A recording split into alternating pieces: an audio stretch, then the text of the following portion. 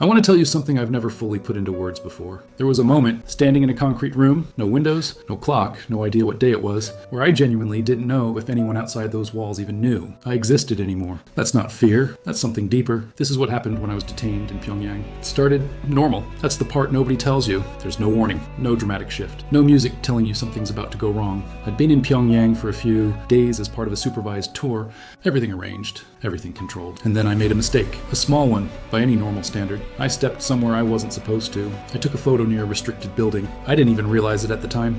Two men appeared. Just appeared, like they'd been watching the whole time. And honestly, they probably had. They didn't shout. That's what surprised me first. I expected aggression. What I got was something colder. One of them held out his hand for my camera. Calm, quiet, non-negotiable. The tour guide, who I'd spent 3 days joking with, wouldn't meet my eyes. That's when I knew something was very wrong. I was taken to a vehicle. Not a police car like you picture.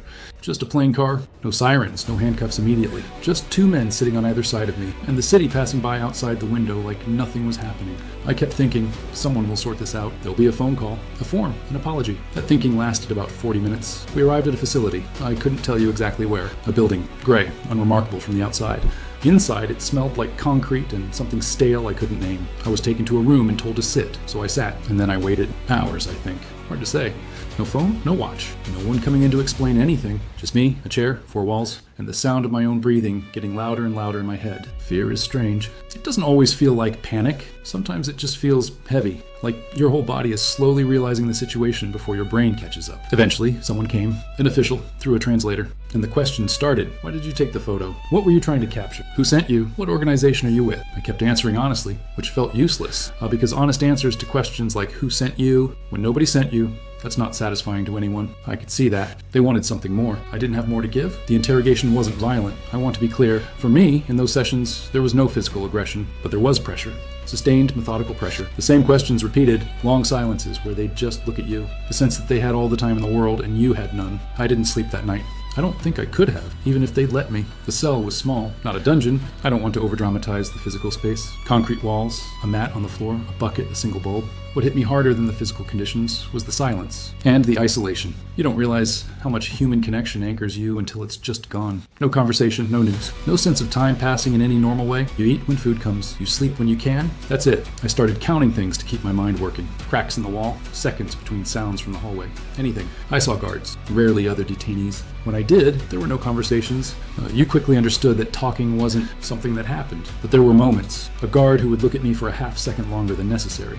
Not with hostility, just curiosity maybe. Like we were both trying to figure each other out across something enormous. One morning, someone slid in a slightly larger portion of food than usual. No explanation. I still don't know why. But I remember sitting there, holding that bowl, thinking, that was a human decision. Someone made that choice. In a place designed to make you feel like a case number that mattered more than I can explain. Here's the thing I wasn't prepared for. It wasn't the fear that broke me down. It was the thinking. When you have that much time and that much silence, your mind goes everywhere. I thought about every choice I'd made, every relationship, everything I'd said I'd do someday. There was a moment, maybe day 4 or 5, I genuinely lost count, where I just sat on that mat and felt completely, profoundly clear about what actually mattered to me, not in an inspirational way, in a raw, uncomfortable, unavoidable way. You can't distract yourself from yourself in a room with nothing in it. After negotiations I wasn't part of and conversations I never heard, I was released. Paperwork, a formal statement. I had to sign acknowledging the violation. And then a car, a border, an air that suddenly felt different on my face. I didn't cry when I got out. I think I was too stunned. I just sat very still and watched the landscape change and kept thinking, it's over. It's actually over. It took weeks before that felt real. People ask me what North Korea is really like, and I never know how to answer that in a sentence. What I can tell you is this. The most terrifying thing wasn't the cell. It wasn't even the uncertainty. It was realizing how completely a system can erase your individual existence. Your name, your story, your reasons,